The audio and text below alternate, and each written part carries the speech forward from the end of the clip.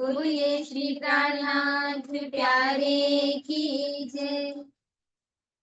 कारिका मेरी रे, वो कारिका मेरी रे, मोको प्यारी लागे तू, मोको प्यारी लागे तू। कारिका मेरी रे, वो कारिका मेरी रे, मोको प्यारी लागे तू, मोको प्यारी लागे तू।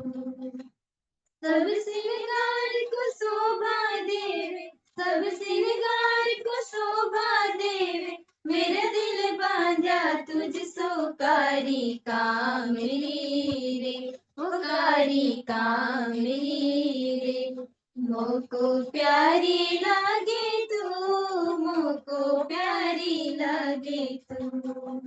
तू नाम निर्गुण कहावरी, तू नाम निर्गुण कहावरी, सब सरगुण के सिरे, सब सरगुण के सिरे। सब रंग मोती तेरे तले, सब रंग मोती तेरे तले, कोई नाही तुझ परे। कारिका मेरे, वो कारिका मेरे, मोको प्यारी लागे तू, मोको प्यारी लागे तू। कारिका मेरे, वो कारिका मेरे, मोको प्यारी लागे तू, मोको प्यारी लागे तू। कांगड़ी पेरी ब्रिज बधू, कांगड़ी पेरी ब्रिज बधू, और सुंदर वर्षाम, और सुंदर वर्षाम। भी पहरी मोहम्मद ने, भी पहरी मोहम्मद ने, और पहरी माम। कारिका मेरी रे, ओ कारिका मेरी रे, मोको प्यारी लागे तू, मोको प्यारी लागे तू। कारिका मेरी रे, ओ कारिका मेरी रे, मोको प्यारी लागे तू, मोको प्यारी लागे तू। अल्लाह पेरी अंदर, अल्लाह पेरी अंदर, हुई नहीं जाहे, हुई नहीं जाहे। दुनिया हृदय अंधरी, दुनिया हृदय अंधरी, सो देखे नजर बाहेर। कारिका मेरी रे, ओ कारिका मेरी रे, मोको प्यारी लागे तू, मोको प्यारी लागे तू। कारिका मेरी रे, ओ कारिका मेरी रे, मोको प्यारी लागे तू, मोको प्यारी लागे तू। हमारे ताले मिने, हमारे ताले मिने, लिखे अल्लाह कलाम, लिखे अल्लाह कलाम। मोहम्मद कहे सब दूर को, श्री मोहम्मद कहे सब दूर को, प्यारी हो सी तमाम। कारिका मेरी रे, ओ कारिका मेरी रे, मोको प्यारी लागे तू, मोको प्यारी लागे तू। कारिका मेरी रे, ओ कारिका मेरी रे, मोको प्यारी लागे तू, मोको प्यारी लागे तू। मोको प्यारी लागे तू, मोको प्यारी लागे तू। मोको प्यारी लागे तू, मोको प्यारी लागे तू। बोले श्री कान्नाथ प्यारे की जय।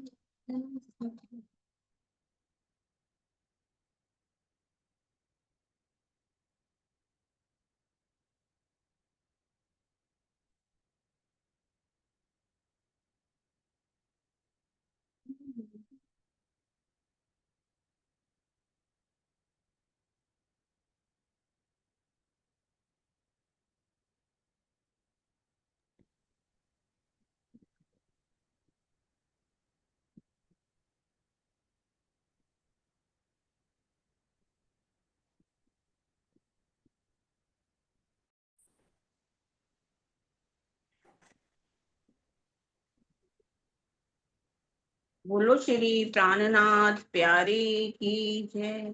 बोलो श्री सतगुरु महाराज की जय। पन्ना धाम की जय। सर्व सुंदर साथ की जय। वंदो सतगुरु चरणी को करूं सो प्रेम प्रणाम। अशुभ हरन मंगल करन धनी श्री देव चंद्र जी नाम। श्री प्राणनाथ निज मूलपति श्री महिराज सुनाम।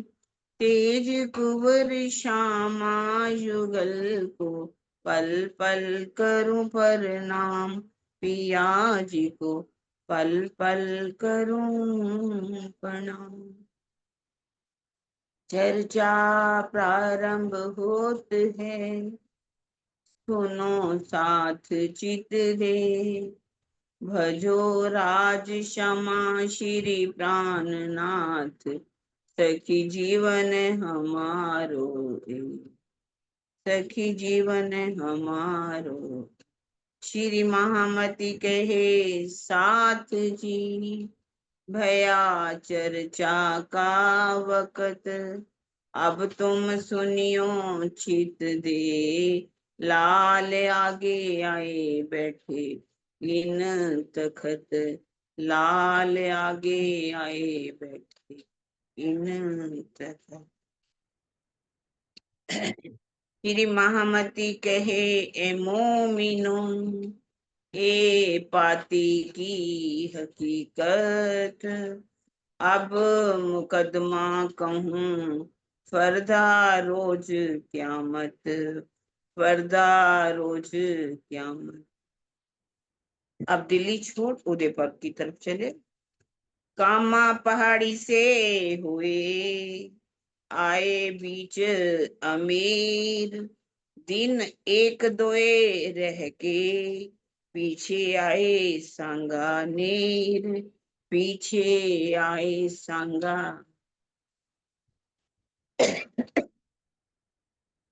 नाम सुनने साथ जी आप सबके चरणों में मेरे प्रणाम जी।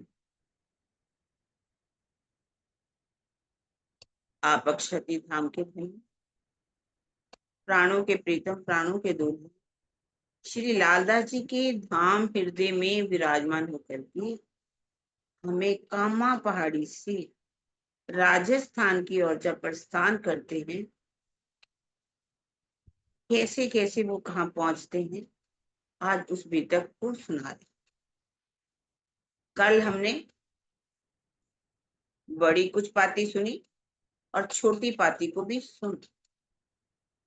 जागनी के कार्य में चलते हुए क्या क्या रुकावटें आती हैं किस तरह से हमने सुंदर साथ से जगाने के लिए बात करनी है।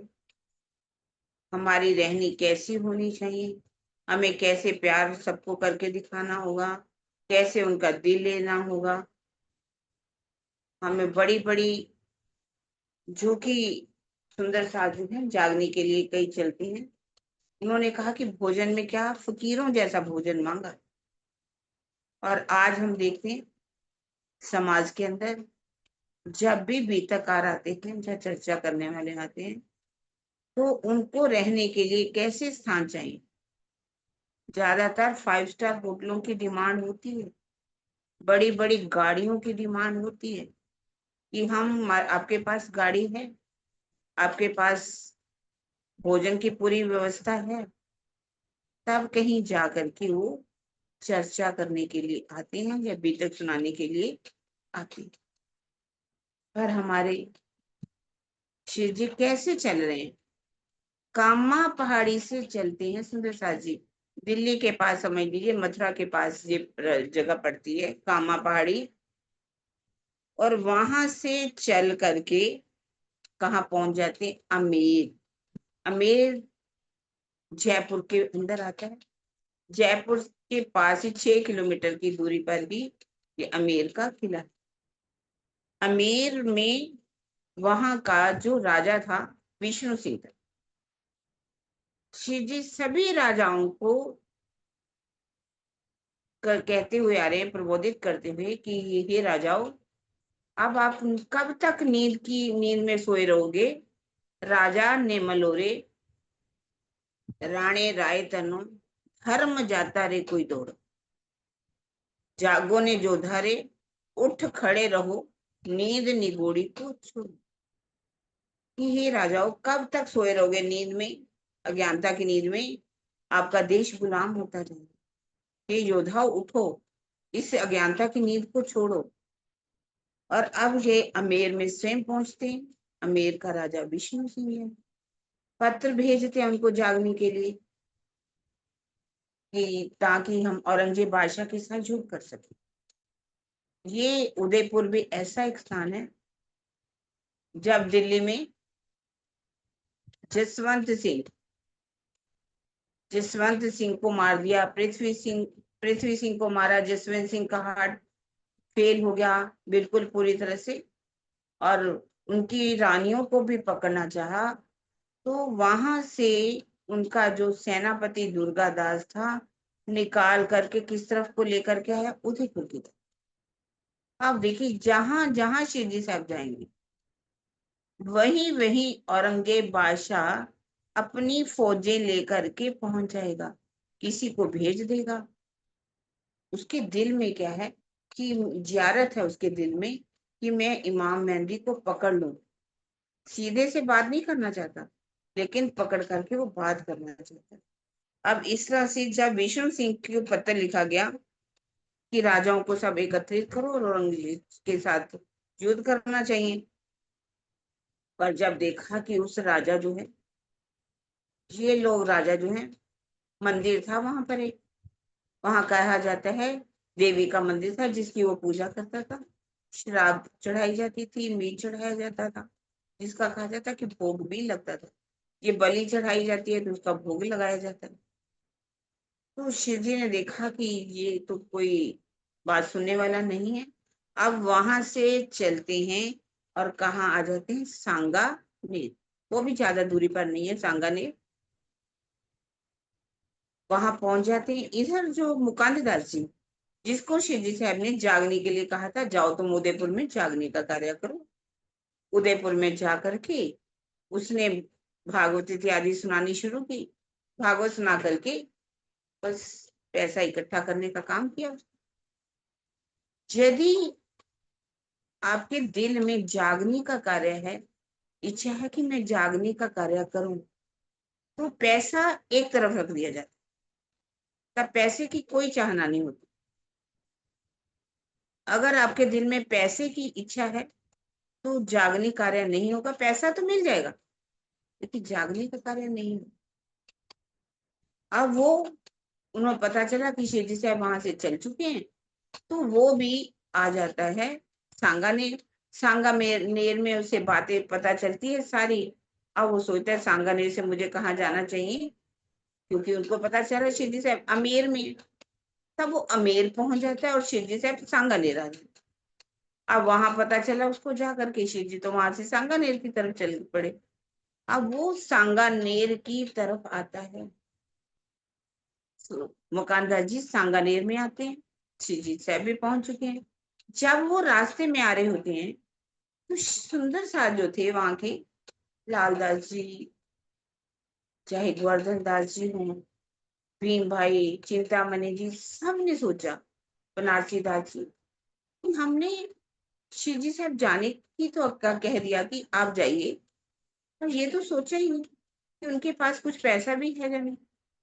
उनको तो हमने कई समय से पैसा दिए ही नहीं, तो कैसे वो गए होंगे? फौरन पैसा इकट्ठा किया जाता है। शेख बदल को 300 रुपया दिया जाता है, तुम जाओ और जा करके शिव जी साहब को दे करके। अब वो चलते हैं वहां से पैसे लेकर के। और जो मुकुंद दास जी हैं, वो सांगानेर से अमेर गए थे, अमेर से अब फिर से सांगानेर आ रहे हैं। रास्ता तो अमेर से सांगानेर की तरफ ही था, और वहां पर दोनों का मिलाप हो जाता है, भेंट हो जाती है दोनों की। जब ये दोनों की भेंट हुई, तो इन बातें करते आ रहे थे। वहां पर एक ऐसा आदिवासियों का, मवासियों का गांव पड़ता है, वो लुटेरे होते। उन्होंने देखा कि इन दोनों के पास काफी पैसा है। आज की तरह तो नहीं कि 300-400 रुपया तो शायद उंगली में ऐसे हाथ में पकड़ कर चल तो कोई फर्क नहीं पड़ता। उस समय सिक्के हुआ करते थे, मुहरें हुआ करती थी, और उनको पूरी तरह से बांध लिया जाता है पेट के ऊपर, किसी कपड़े में ऐसे डाल करके। पर वो आवाज करते, जब पैसा होता था तो आवाज भी करते, पता चल जाता था कि इनके पास पैसे हैं। अब वो लूटने के लिए इनके ऊपर हमला हुआ। किसी तरह से ये दोनों ही वहां से भाग करके आ जाते हैं। सांगानेर के पास ही एक पूरा गांव था। उस गांव के अंदर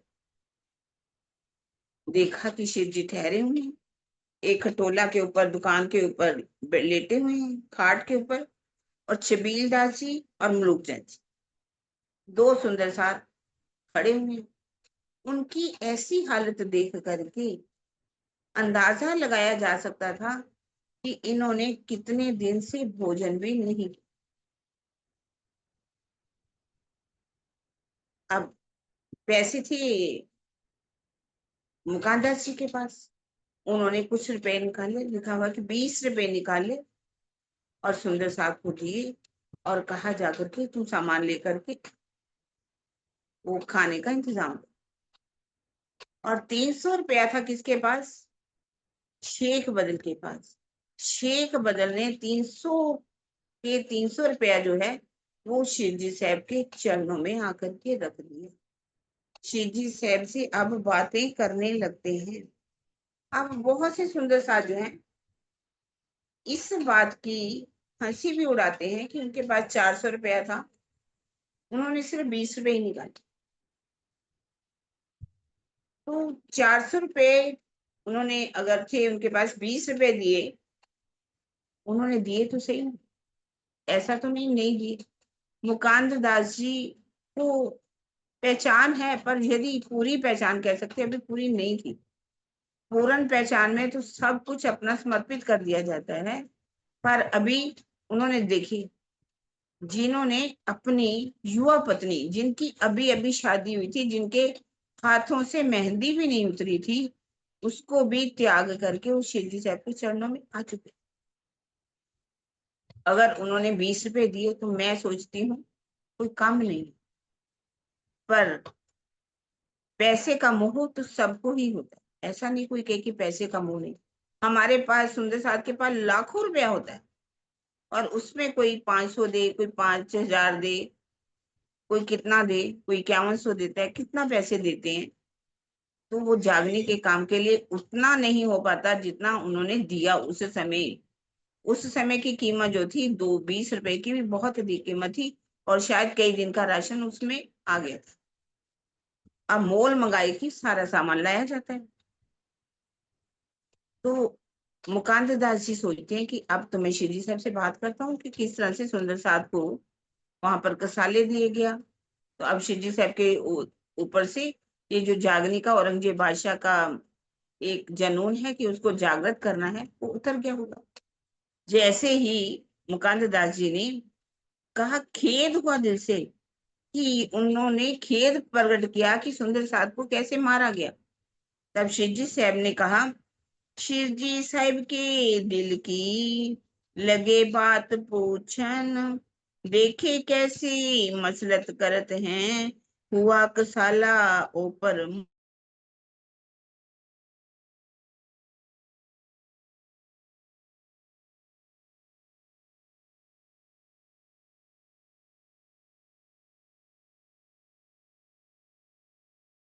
इन्हें, और इलाज कर मारही, जड़ उखाड़ू बुनियाद बने। कहते मैं इनकी जो पूरा प्रभाव है, इन अंग्रेज, इसका मुसलमानों का जो राज्य चल रहा है, मैं इसको, इनकी सल्तनत को जड़ से ही उखाड़ दूंगा। अब देखा उन्होंने कि इनकी तो बहुत हिम्मत है, अभी इनकी हिम्मत तो टूटी नहीं है। फिर उन्होंने कहा कि आप जागने का काम बताइए कि कैसा आपका जागने का काम चल रहा है। मुकान दास जी बताते हैं कि उदयपुर में, वहां पर जरगापंथी जो है बहुत है, क्योंकि इनके पास धनी बाबे का एक पंथ है, इनके पास कुछ पोथियां रखी हुई हैं। और इन पोथियों का अर्थ बहुत अच्छी तरह से नहीं जानते, जिसमें सारी आने की गवाहियां लिखी हुई हैं। अब शिवजी साहब ने कहा कि मैं तुम्हें हुक्म देता हूँ, अब जाओ और उनको जाकर के जागो। देखिए, पहले उनकी इच्छा थी जागने की, अगर आशीर्वाद नहीं था। अब जब शिवजी साहेब ने उनको जागने का आशीर्वाद दे दिया, जैसे ही वो चले वहां गए उदयपुर में, लाधू मसानी के घर चले गए। लाधू मसानी को जा करके उन्होंने चर्चा सुनाई, और उसने जब उनके अलौकिक व्यक्तित्व को देखा, क्योंकि शिवजी साहब का एक व्यक्तित्व जो था ना, बहुत ही अनोखा था, अलौकिक था। उनके चेहरे से ही लगता था कि बहुत बड़े कोई संत हैं, महात्मा हैं। तो इस तरह से जब उन्होंने उसको देखा, चर्चा को सुना, तो उन्होंने उनके स्वरूप की भी पहचान कर ली। अभी अभी तो सिर्फ मुकानदार जी बात कर रहे हैं, अभी उनके लौकिक उनको नहीं देखा उन्होंने। तब उनकी जब बातें ही सिर्फ उनकी बातें सुनी, तो मुकानदार जी को कहा कि तुम जाओ और जा करके उनको लेकर के आओ, शिवजी साहब को लेकर के आओ। अब मुकानदार जी वहां से आते हैं सांगानेर, जहाँ पूरा मोहल्ला में शिवजी साहब ने। तो शिवजी साहब ने कहा पहले जाओ आगरा में, आगरा में सभी सुंदर साज जो हैं ठहरे हुए हैं, उनको लेकर के आओ। अब वो जाते हैं उनको लेने के लिए आगरा में मुकानदार जी, और सभी सुंदर साज को लेकर के उदयपुर में, बाईजूराज जी को भी लेकर के, शिवजी साहब को लेकर के उदयपुर में आ जाते। अब लादू भाई एक घर था, पहले उनके पास जाते, घर रहते हैं जाकर के, फिर लादू मसानी संदेशा देता है कि आप शिवजी साहब को लेकर के आओ। तब वो लेकर के उनके घर चलते थे। जैसे वहां उन्होंने हवेली उनको दे दी उतरने के लिए कि आप इस हवेली में रहिए, और वहां पर क्या है, मंडान लगने लगे, सुंदर साथ इकट्ठा होने लगा, चर्चा होने लगी। उनकी अलौकिक चर्चा को सुन करके वो आकर के जब दीदार करता है, तो वो पूरी तरह से उनके ऊपर कुर्बान हो जाता है। और वहां पर जब चर्चा होती है, तो एक राजपूतों की हवेली थी वहीं पर, और उस राजपूत की हवेली में कुछ सुंदर साध थे, जिन्होंने आकर के तारतम लिया। वो कौन सुंदर साध थे? एक तो था नूर मोहम्मद, ये इसका नाम बहुत आगे चल करके हम बी तक में सुनेंगे, नूर मोहम्मद, उसने आकर के चर्चा सुनी। और एक सैयद था, उसने भी आकर के चर्चा सुनी। वहां पर सुंदर सा बीकू, सोनी, रुक्मणी, मैया राम जी, सुंदर सा जी, मैया राम जी का नाम आएगा, ध्यान रखना। मैया राम जी कहाँ के हैं? उदयपुर के हैं। जगीशा, अमोला, वो काफी समय तक वहां बहुत सुंदर साथ एकत्रित होने लगा, चर्चा होने लगी। तो सुंदर साथ जो 4 महीने हो जाते हैं वहां से उनके औरंगजेब बादशाह के पास वहां रहते हुए उनके, तो उन्होंने एक पत्र लिखा है, शिवजी साहब अब हमें रहते हुए यह 4 महीने हो गए हैं, अब हमसे कोई बात भी नहीं करता, कोई चर्चा भी नहीं होती। अगर आपकी आज्ञा हो तो हम आपके चरणों में आ जाए। हमारे जो नयन है आपकी चर्चा, आपके दर्शन के प्यासे हैं, पर हम बहुत ही इच्छा करें कि हम कब अपने धनी का दीदार पाएं। इस तरह से जब पाती पहुंची, तो शिवजी साहब ने कहा कि आप चले आओ, जब तक इनके ऊपर कादर की लाठी नहीं पड़ेगी ये जागृत होने वाले नहीं। जब उसकी कादर की लाठी पड़ेगी तो अपने आप इनको समझ में आ जाएगी। अब जैसे ही पाती लेकर के सुंदर साथ के पास पहुंचे, उस पाती जाकर के उन्होंने उसे इमाम को कहा कि शेख इस्लाम को कि अब हम यहाँ से जाना चाहते हैं। शेख इस्लाम ने जाकर के ये सूचना दे दी औरंगजेब बादशाह को। औरंगजेब बादशाह ने कहा एक दिन डाल करके मैं आपसे मिलूंगा और आप उनको लेकर। शेख जो इस्लाम था अगले उसे एक दिन डाल करके सभी सुंदर साथ को ले करके जब औरंगजेब बादशाह के पास पहुंचा, तो उन्होंने कहा कि ये वही दीन के तारे हैं, ये 12 मोमिन वही हैं जो कि आपके पास इमाम मेहदी का संदेश लेकर के आए थे, क्यामत की का संदेश लेकर के आए थे। तो अब ये रजा चाहते हैं कि हम यहाँ से जाना चाहते। तो कहते कि उस समय औरंगजेब बादशाह ने उनकी तरफ देख करके कहा कि हे हक ताला,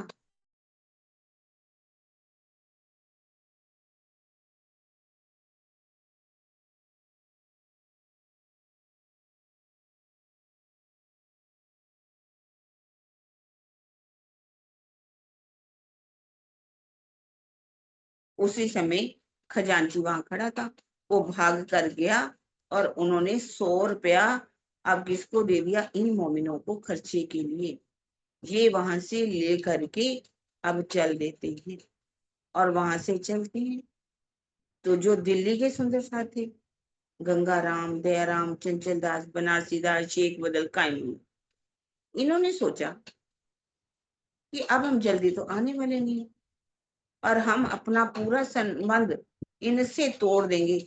इनको कहेंगे कि आप चलना चलो तो चलिए हमारे साथ, अगर आप नहीं जाना चाहते तो हमारी आखिरी प्रणाम स्वीकार करना। जो भी बात काम पूरा उन्होंने अपना निपटाया, वो बाद में पहुंचते हैं। अब बाकी जितने भी सुंदर साथ हैं, नागजी भाई, खिमाई भाई, चिंतामणि, लालदास जी, सोमजी भाई, वो सभी पहुंच जाते हैं कहाँ पर, शिवजी साहब के पास। वहां पहुंच करके क्या है, वहां उदयपुर में पहुंच जाते। अब उदयपुर में शिवजी साहब ने क्या देखा कि यहाँ जो सुंदर साथ जो हैं, उनके दिल में, क्योंकि वो चरणों में प्रणाम करते हैं आकर के, अत्यंत खुशी होती है उनको कि हमारे धनी का आज हमें दीदार हुआ। अब उनकी दिल को सुकून मिलता है, उनके नैनों को सुकून मिल जाता है।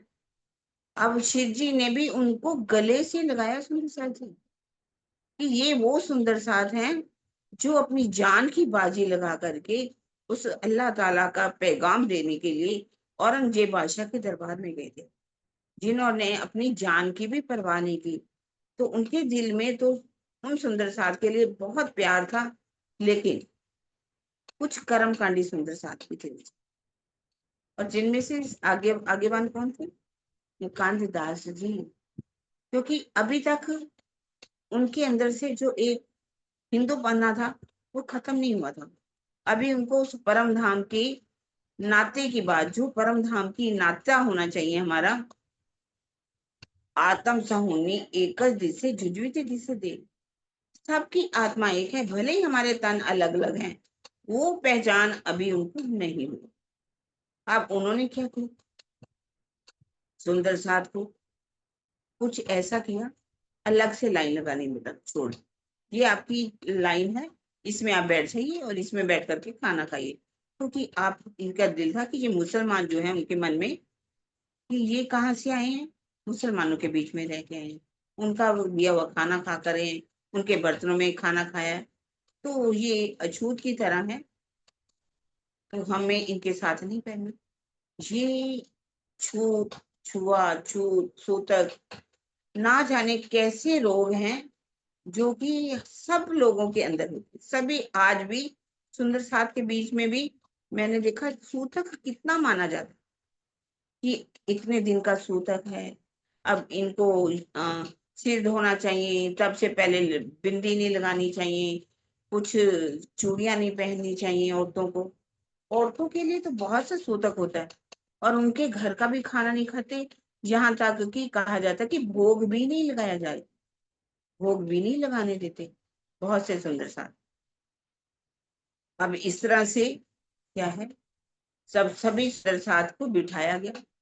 देखा शिव जी साहब ने कि इनको तो अवगुण आ चुके हैं इनके अंदर, तो उन्होंने क्या करते हैं, उससे पहले भी बहुत से जब सुंदर साथ वहां पर आ जाते हैं, और जितने बाकी सुंदर साथ थे, लक्ष्मण दास जी इत्यादि, श्याम बाई भी आ जाती है, उदयपुर में चर्चा चलती है। तो क्या है, ये बात राजा जो वहां का विष्णु, वहां का जो राजा था राज सिंह, ये उन तक पहुंची कि वहां जो चर्चा होती है, इतने लोग जाते हैं चर्चा सुनने के लिए, भीड़ इकट्ठी होने लगती है। तो क्या कहते, अपने पंडितों को कहते हैं कि आप जाकर के उनको देखना चाहिए। अब वहां लोग जो है बातें करने लगते हैं कि ये कौन है, ये तो मुसलमान है। कोई कहता है नहीं नहीं ये हिंदू है। मुसलमान क्यों? कि इन्होंने मोहम्मद की वहां चर्चा होती है, सनंद की चर्चा होती है, वहां पर कुरान का जो है उसकी हदीसों की चर्चा होती है, कुरान की चर्चा होती है। और कुछ लोग कहते हैं नहीं नहीं ये मुसलमानों भेष हिंदू है, भेष इन्होंने हिंदुओं का धारण कर रखा है। क्योंकि अब क्यों उस समय उन्होंने क्या अपना जो वेशभूषा थी वो हिंदुओं वाली थी, टीका इत्यादि भी लगा हुआ था। तो उन्होंने कहा नहीं नहीं ये है मुसलमान लेकिन हिंदू है। कुछ कहने लगे नहीं नहीं ये ठग हैं, ठग लोगों को ठगते हैं और मुसलमान बनाते हैं। कुछ कहते हैं नहीं नहीं इनके पास अनंत लोचन है। अर्थात अनंत लोचन क्या है? इनके पास हर तरह का ज्ञान है, जिस जैसा भी ज्ञान चाहो ये वैसा ही ज्ञान सुनाते हैं।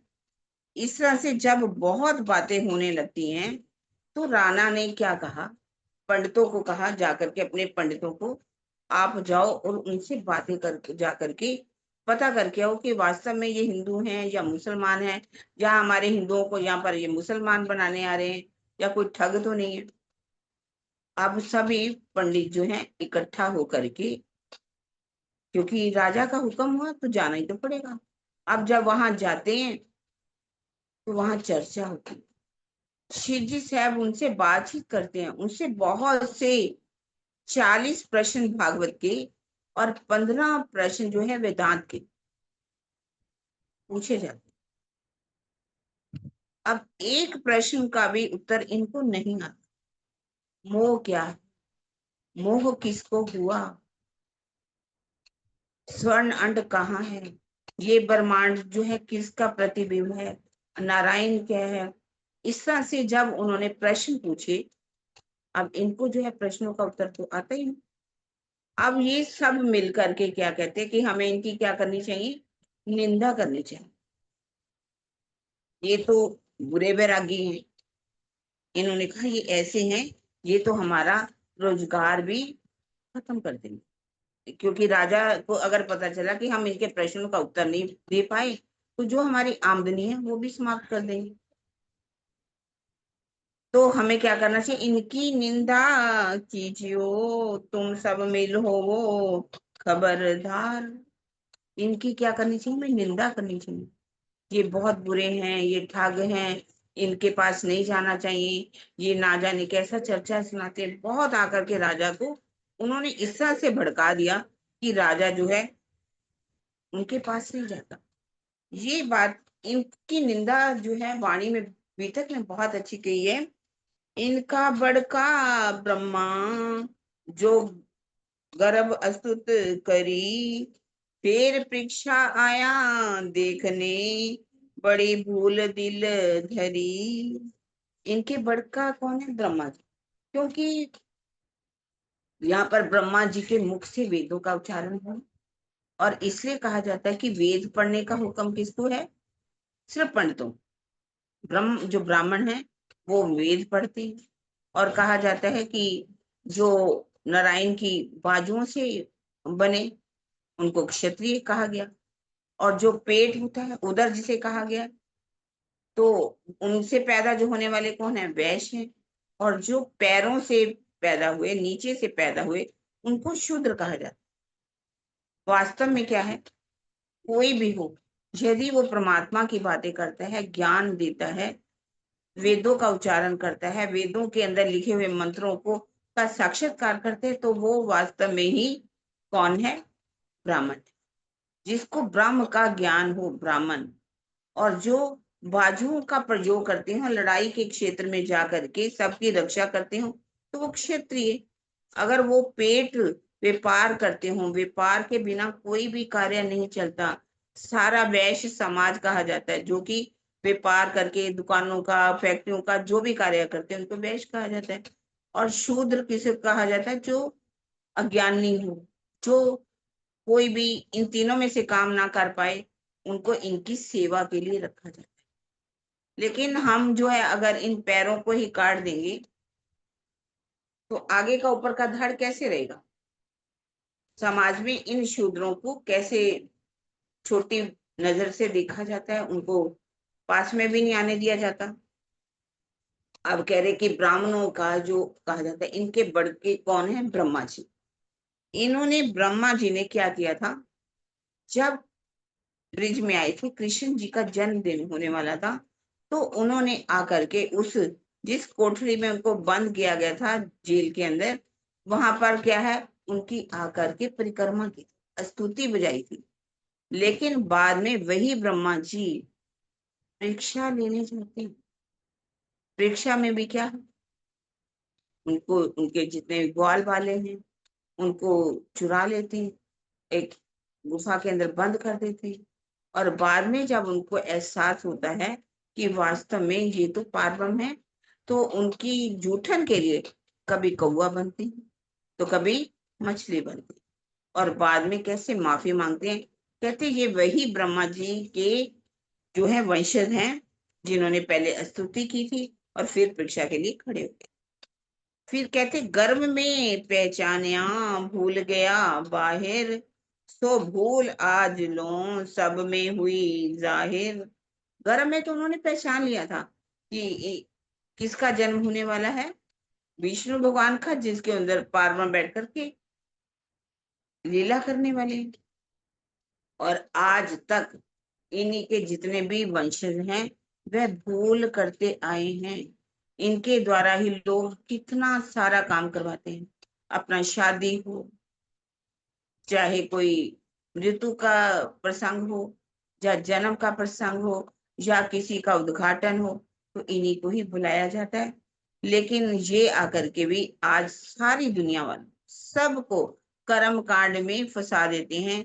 कि जैसे कि अभी आपने देखा होगा इधर यूपी के अंदर उन्होंने कहा कि ब्राह्मणों को ही कथा करने का अधिकार है, दूसरे किसी को भी अधिकार नहीं है।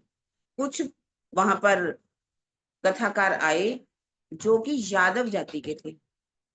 इन्होंने जब पता चला ब्राह्मण लोगों को ये यादव आकर के कथा कर रहे हैं, तो उन्होंने उनका बुरा हाल किया, उनके बाल काट दिए, उनको वहां से मारा गया, भगाया गया, उनका पैसा लूट लिया गया।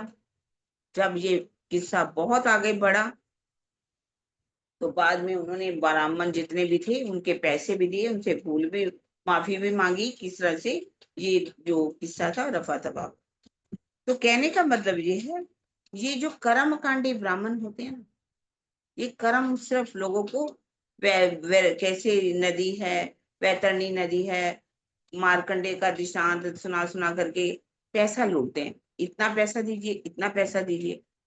तो ये उन ब्राह्मण के वंशजों की बात की गई है। दूसरे ऋषेश्वर करते थे जगन, अन्न मांग्या तिन पे वह रहे कर्म में मगन। कहते कुछ ऋषि, नाम जरूर ऋषेश्वर लिखा है, ऋषियों का नाम क्या, ये असली ऋषि नहीं थे, बल्कि कर्मकांडी ऋषि थे, जो हवन तो कर रहे थे। लेकिन यदि ऋषि असल में वो होता है जो मंत्रों का साक्षात्कार कर ले, का साक्षात करके ऋषि बनते हैं। यदि वास्तव में वो ऋषि होते तो ध्यान के द्वारा पहचानना मुश्किल नहीं था, क्योंकि जब ये ऋषिश्वर क्या है यज्ञ कर रहे थे, तो कृष्ण जी दूर खड़े थे।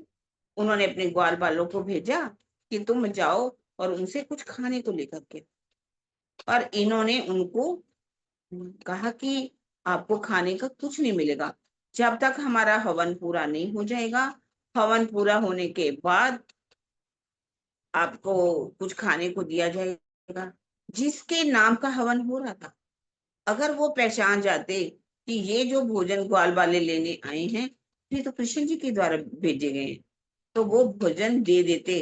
पर उन्होंने उनको कुछ नहीं दिया। लेकिन उनकी जो पत्नियां थी उन्होंने क्या किया, उनको फल भी भेजा, मिठाइयां भी टोकरे में डाल करके दे दी। तो ये कहते अन्न मांगिया तिन पे वह रहे कर्म में मगन, हवन इत्यादि करते रहे।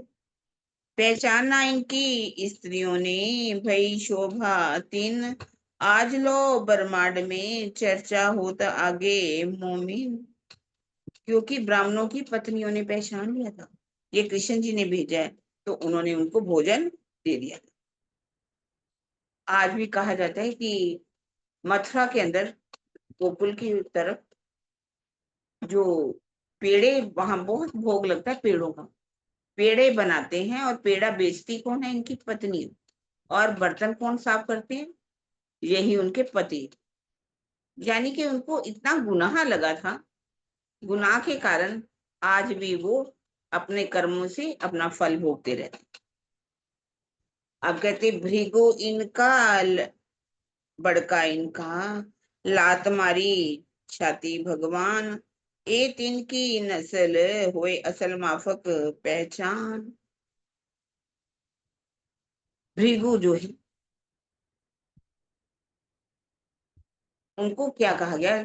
सभी देवताओं ने मिलकर के भृगु को कहा कि आप तीनों देवताओं के पास जाओ और जाकर के पता करो कि सबसे ज्यादा सहनशीलता किसके अंदर है। और भृगु जी जो हैं, सबसे पहले किसके पास जाते हैं? ब्रह्मा जी के पास। जब ब्रह्मा जी के पास जाते हैं, जा करके उनको प्रणाम नहीं करते, उनकी सभा में बैठ जाते हैं।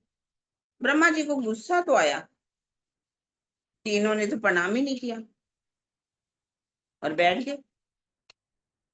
फिर गुस्सा आया थोड़ा, फिर गए महादेव जी के पास। महादेव जी के वहां भी पहुंच गए और जाकर के उनको भी प्रणाम नहीं किया और बैठ गए। और महादेव जी को कहा जाता है गुस्सा आया, उन्होंने अपना त्रिशूल उठाया, पर फिर सोचा छोड़िए जी, इनको नहीं मारना भृगु को। तब वो गए विष्णु जी के पास, वैकुंठ के अंदर तीनों ही है। पर वो जब वहां गए तो वहां देखा वो लेटे हुए हैं और लक्ष्मी जी उनके चरणों के तले बैठी हुई। और उन्होंने तो उनको जाकर के क्या किया? उनके छाती में लात मारी। भृगु ने जैसे ही छाती में लात मारी, तो विष्णु भगवान उठे और उठ करके भृगु की उस टांग को, उस चरण को पकड़ लिया, चरण कमलों में प्रणाम करते हुए कहे, क्षमा कीजिए, मेरी इस सख्त छाती से आपके कोमल चरणों को चोट तो नहीं लगी? तो इसका भाव क्या है कि विष्णु भगवान के अंदर सात्विकता होने के कारण उन देखा गया कि उनको गुस्सा नहीं आया। तो इसके लिए बहुत एक अच्छा दोहा मशहूर है, क्षमा बड़न को चाहिए, छोटन को उत्पात, का हरि को घटो, जो भृगु मारी लात।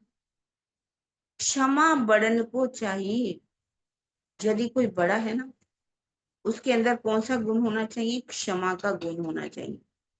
धर्म का ये एक लक्षण है, क्षमा। तो आज हम ये पढ़ तो रहे हैं, सभी पढ़ रहे हैं। क्या हम क्षमा करना जान रहे हैं? क्या हमारे अंदर क्षमा का गुण है? वो कहते क्षमा बड़न को चाहिए, छोटन को उत्पात। जिनकी बुद्धि छोटी होती है तो वो तो उत्पात करेंगे, वो तो लड़ाई झगड़ा करेंगे ही। वो आकर के किसी ना किसी तरह से आपके काम में विघ्न डालेंगे ही।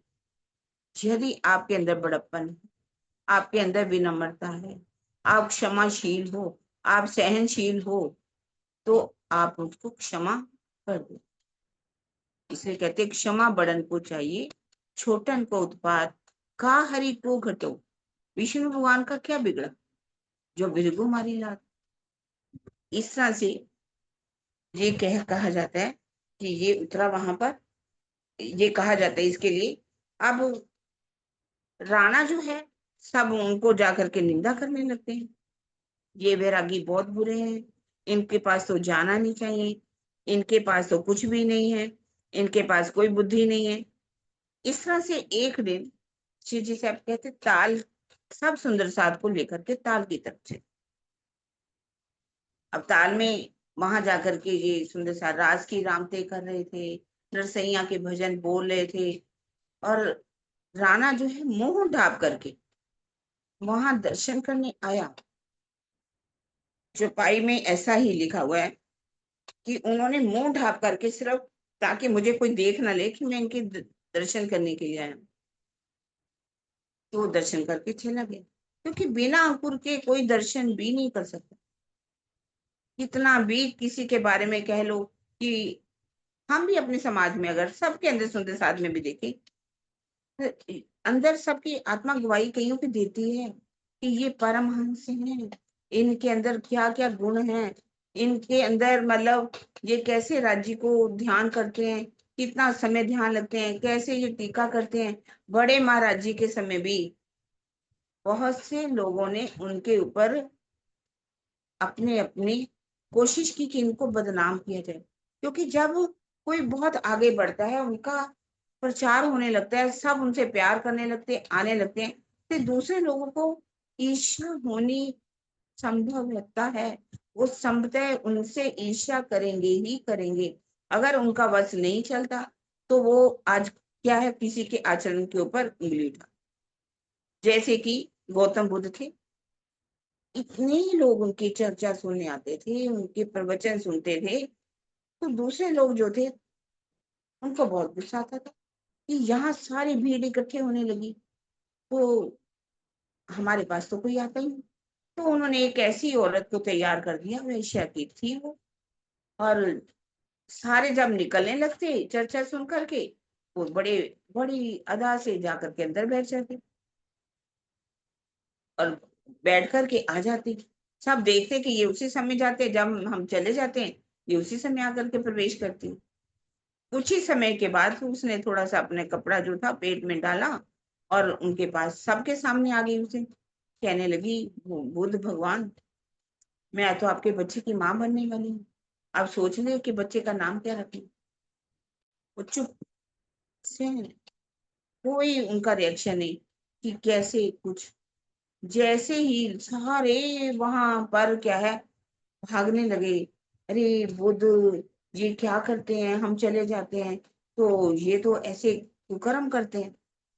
लेकिन क्या हुआ कि जैसे ही वहां से भगदड़ सी मची, वो औरत गिरी, और गिरी जब पेड़ के जो कपड़ा बांध रखा था वो निकल गया सबके सामने ही। तो ये उनका भंडा फूट गया कि ये क्या कर रही है, झूठ बोल रही।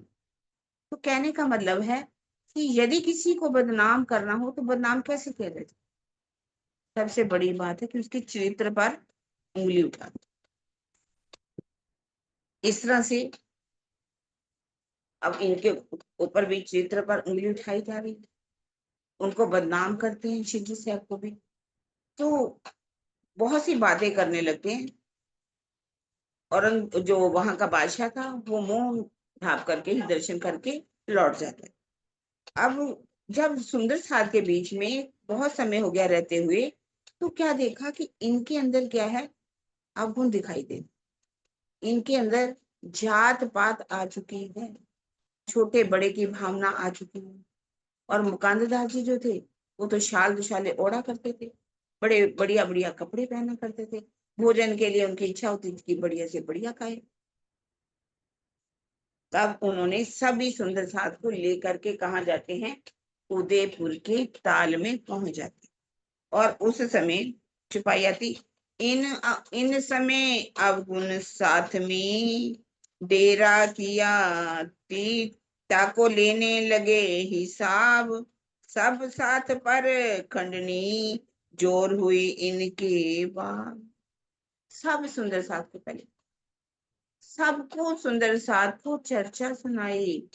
चर्चा में कहा कि हे सुंदर साथ जी बताइए, आपकी आत्मा कहाँ की, परम धाम से आप आए हो, आपकी आत्मा आई है या आपके शरीर आए हैं? क्योंकि यहाँ शरीर हमने यहाँ धारण की है।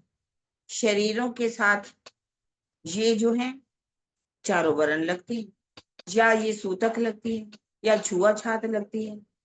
तो क्या हमारी आत्मा को भी छुआछात लगती है?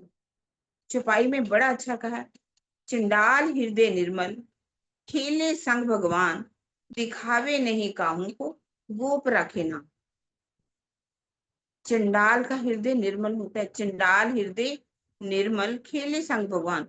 वो अपनी आत्मा के साथ भले ही ऊपर से चंडाल का काम क्यों ना करे, पर वो अपना सुरता जो है, ध्यान जो है किस में लगा कर रखता है, उस परमात्मा की तरफ लगा के रखता। दिखावे नहीं काहू को, गोप रखे ना। वो दिखावा नहीं करता कि मैं भक्ति कर रहा हूँ। हमेशा जो भक्ति होती है, जो प्रेम होता है, वो छिप के होता है। छिपके साहेब कीजिए याद, खासल खासल नजीकी स्वाद, बड़ी दुआ माहे छिपके ले आए, 700 रखी छिपाई। कहने का मतलब ये है कि परमात्मा को याद करना चाहिए, तो छिप करके करना चाहिए, क्योंकि छिप करके जो बंदगी की जाती है वो उस परमात्मा तक पहुंचती है। अगर दिखावे की बंदगी की जाए तो वो, आप दिखावे की जो बंदगी होती है वो क्या लेना चाहते हैं? प्रतिष्ठा लेना चाहते हैं। आपको शरीर को प्रतिष्ठा तो इस संसार में मिल जाएगी कि वो इतना ध्यान लगाता है, इतना भक्ति करता है, ऐसा करता है, तो लोग देख लेंगे, आप पता चल जाएगा। जो प्रतिष्ठा चाह रहे हैं उनको इस यहाँ ही कुछ मिल गया, आगे क्या मिलेगा? लेकिन जो छिप करके करते हैं, जो उस परमात्मा के प्रेम में डूबे रह जाते हैं, तो उनके तो आंखों में से आपको आंसू भी नहीं दिखाएगा। कहते हैं, लागी वाली कछु और ना देखे, पिंड ब्रह्मांड वाको हैरी नाई, वो खेलत प्रेमे पार पियासु देखन को तन सागर में। जिसको परब्रह्म की लग जाती है, लागी वाली कुछ और ना देखे, ना उनको पिंड दिखाई देता है, ना ब्रह्मांड दिखाई देता है, ओके, अपनी आत्मा के द्वारा अपने प्रीतम के प्रेम में हुई रहती है। ये संसार में रहते हुए आपको ये तन दिखाई देता है, इस तन के साथ लगे हुए रिश्तेदार दिखाई देते हैं, इनके संबंध दिखाई देते हैं, इसके वरण दिखाई देते हैं, इनके जो है गुण दिखाई देते हैं, इनके अंदर जो भी जाति पाति, किस प्रांत के, छोटी बड़ी, पैसा गरीबी, सब इस शरीर के साथ है। ये सब यहीं पर रह जाने वाला है। और चाहे आप किसी चीज, आपके पास रूप हो या ज्ञान हो या आपके पास भक्ति हो, इसका ढंडोरा जो पीटते हैं तो क्या है, वो इस शरीर के साथ सब कुछ समाप्त हो जाने में। ज्ञान भी जो होता है, ज्ञान तो विनम्रता देता है। ज्ञान हमें सिखाता है कि हम सबको, पंडित किसे कहते हैं? जो शूद्र में, पंडित में, कुत्ता में, बिल्ली में, सबके अंदर एक ही आत्म को देखता है, सह पंडित है, वो पंडित है। उसको तो कोई अंदर सिर्फ आत्मा दिखाई देती है, उसकी नजर कभी भी कहीं शरीर पर नहीं जाती। जात एक खसम की और ना दूजी जात, एक खसम एक दुनिया और उनकी दूजी बात। बताते कि तुमने परम धाम में जब खेल मांगा था तो मैंने कहा था कि तुम चारों वर्णों में जाओगे। अब हमारी आत्मा तो चारों वर्णों में आई हुई है। आज हमें ये दिखाई दे रहे हैं कि ये छोटी जाति का, ये बड़ी जाति का, ये मुसलमान है, ये हिंदू है, ये पंडित है, तो ये सिख है, ये ईसाई है। तो हमें अपनी आत्म को देखना चाहिए कि हमारी सबकी आत्म एक है। तो इस तरह से बहुत चर्चा की सुंदर साजी। आज हम आपके अंदर भेदभाव कैसे, महामती कहे बैठिया देख कर, हक सतम पर कहे देखो इन खेल में जाकर भेड़िया रह के कर। हंस रहे थे राजी जब हम मूल मिलावा में बैठे थे एक दूसरे के साथ चिपट करके। तो राजी ने कहा था, मैं देखूंगा परम धाम में तो जैसे तुम बैठी हुई हो खेल में, इस तरह से बैठोगी। तो यही हालत यहाँ पर हुई। तब उन्होंने कहा, सुंदर साची, अब मैं इस भेदभाव को मिटाने के लिए मेरे उन लाडले सुंदर साथ जो अपने जीवन को दाव पर लगा करके पैगाम देने के लिए गए, आप उन्हीं के साथ ऐसा व्यवहार कर रहे हो। तो उन्होंने कहा कि नाई को लेकर के गए थे। सबसे पहले उन्होंने अपने जो बाल थे उनको कटवा दिया, मुंडन कर दिया पूरी तरह से, दाढ़ी मूछ सब मुंडन करवा दिया और वैरागी भेष धारण कर। और उसके साथ उन्होंने तुम्बा भी ले लिया, तुम्बा लिया, और क्या है, हाथ में छड़ी ले ली, ऊपर गोधड़ी ओढ़ ली, ऐसा भेष धारण करके मालाएं भी पहन ली, टीका भी लगा लिया। इसका भी भजन सुनेंगे बहुत अच्छा। और इस तरह से जब चले तो सुंदर साथ जो है, बाकी सुंदर साथ जो रह गए थे, दयाराम, गंगाराम, बनारसी दास, चंचल दास जी भी वहां पर आ जाते हैं, कायम मुल्ला और शेख बदल भी आ जाते हैं। और सब ने खुशी खुशी आकर के वो वैरागी भेष धारण कर लिया। अब जब वैरागी भेष धारण किया, कहा जाता है कि आगे जैसे चलते हैं तो वहां पर ये प्रकरण उतरता है, कारी कामरी रे मोको प्यारी लागे तुम, सब श्रृंगार को शोभा देवे, मेरा दिल बांधिया तुझसे। हे कारी कामरी, तू मुझे बड़ी प्यारी लगी। अब कारी कामरी का यहाँ एक दो मायने दिए जाते हैं। एक जाहिरी मायना है जो ओढ़ी जाती है कमरी, और एक कामरी कौन सी होती है? इश्क रूपी कामरी, प्रेम रूपी कामरी। किसने प्यारी? कारी कामरी रे मोको प्यारी, हे इश्क रूपी कामरी तू मुझे बड़ी प्यारी लगी। सब श्रृंगार को शोभा देवे, मेरा दिल बांधे तुझसे। जो भी कार्य करो आप, जैसे कि कोई वैरागी कहे कि मेरे अंदर वैराग्य आ गया, कितना भी वो वैरागी है, अगर वो अपने वैराग का ढिंडोरा पीटता है कि मैं तो वैरागी बन गया, देखिए मैंने सब कपड़े बदल दिए, मैंने श्रृंगार वही धारण कर लिया, लेकिन उसकी अभी भी मैं खत्म नहीं कि मैंने कर लिया, क्योंकि उसके अंदर अभी प्रेम नहीं। जैसे कि एक महात्मा जी थे, वो 12 वर्ष की तप करके जब यहाँ आए, एक स्थान से निकल रहे थे गंगा का नहा करके, तो किसी ने उनको धक्का लग गया। तो क्या सबको कहने लगे कि दिखता नहीं तुम्हें मैं कितना बड़ा वैरागी हूँ, 12 वर्ष का तप करके आया हूँ। तो ये वैराग्य नहीं है। वैराग्य वही होता है यदि आपके अंदर प्रेम है, प्रेम के साथ ही वैराग्य शोभा देता है। और यदि आपके अंदर समर्पण है, आप सोचो कि मैंने समर्पित कर दिया सब कुछ, मैं घर बार त्याग दिया, सब पैसा लेकर के आ गया, मैंने परिवार वालों को छोड़ दिया, तो ये आपका समर्पण है। अगर आपके अंदर उसमें भी मैं खुदी है, तो ये समर्पण नहीं है। जब प्रेम आ जाएगा तो आपके मुख से ये भी शब्द नहीं निकलेगा कि मैंने इतना कुछ किया, मैंने घर बार छोड़ दिया, परिवार छोड़ दिया, आपके मुख से निकलेगा ही नहीं। आप सोचो कि मैंने छोड़ा, मेरी मैंने छोड़ा, हम सोचे कि हम छोड़ा, नहीं। क्यों ही ना छोड़े माया हमको, हमसे भी छोड़ी ना जाए, अरस परस यो भई बजर में, सो मेरे धनिये दई। कोई कहे कि मैंने छोड़ा, तो ये गलत। ये माया कौन छोड़ सकता है? जब धनी की मेहर होती है तभी हमारे ऊपर समर्पण भावना आती है, हम छोड़ पाते हैं। सेवा की भी बात की गई, सेवा। कोई कहे कि सेवा करते हैं बहुत ज्यादा, और फिर सोचे कि मैं सेवा इतनी करता हूँ, तो मेरे मेरे सारे गुलाम होने चाहिए, मेरी बात को सब माने, तो ये सेवा नहीं। मैंने सच कही, बहुत हम उदाहरण तो देते हैं राधा स्वामी मत की, कि राधा स्वामी मत वालों में सेवा है। मैं मानती हूँ इस बात की, सेवा बहुत है। एक बार मुझे वहां जाने का मौका मिला, तो अंदर जाने के लिए लाइन लगी हुई थी, और इतनी लंबी लाइन थी, तो जो सेवादारनियां वहां खड़ी थी, इतना धक्के मार रही थी, आगे चलो आगे चलो। तो जहां पर आगे रश हो रहा है, पहले उनको बिठाओ तो दूसरे आगे जाएंगे ना। तो धक्के मारने से जी सेवा सेवा नहीं कहलाती।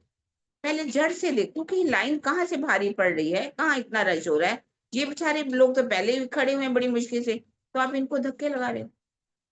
सेवा जो है आपको प्रेम से करनी चाहिए। शुष्क दिल की सेवा कभी भी सेवा में नहीं होगी। सेवा वो होती है पहले आपके अंदर प्रेम है, इतना प्रेम होना चाहिए, इतनी विनम्रता होनी चाहिए कि आप हर सुंदर साथ की तकलीफ को समझो कि किसको कहाँ पर जरूरत है, उसको दो, तब तो सेवा है। आप कोई बहुत बुजुर्ग है, अब हमें जैसे जरूरत है, हमें पता चलता है कि इनको बेचारे नहीं लेट सकते नीचे, तो हमें उनकी चारपाई, उनको बड़े ही जब प्रेम से उनको आप चारपाई दोगे, ला करके गद्दा दोगे, आप कब दोगे? ऐसा कब करोगे? यदि आपके अंदर प्रेम। बिना प्रेम के कोई भी सेवा सेवा नहीं कहलाती। इस तरह से आपके अंदर संतोष का भी गुण हो, आप हर चीज में संतोष होना चाहिए।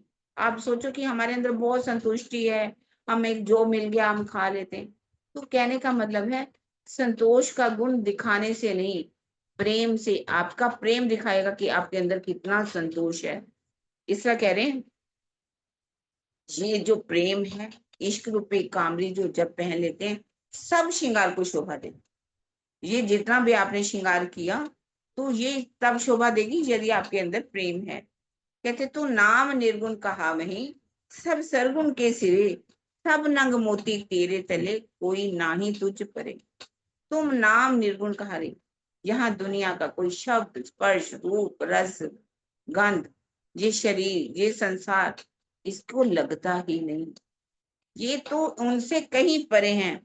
सब जितने भी आपने कितना तप किया, कितना आपके अंदर संतोष है, क्षमा है, दया है, भले ही विवेक है, सारे गुण जो हैं प्रेम के ऊपर भारी पड़ते, भारी नहीं, ये प्रेम उनके ऊपर भारी पड़ता है। यदि आपके अंदर प्रेम है तो ये गुण आपके दिखाई देंगे। यदि प्रेम ही नहीं है तो ये सब जो आपके गुण है वो भी दब जाते। कामरी पहरी ब्रिजवरु और सुंदर वर्षाम, भी पहरी मोहम्मद ने और पहरी इमाम। कह रहे किसने कामरी को पहना?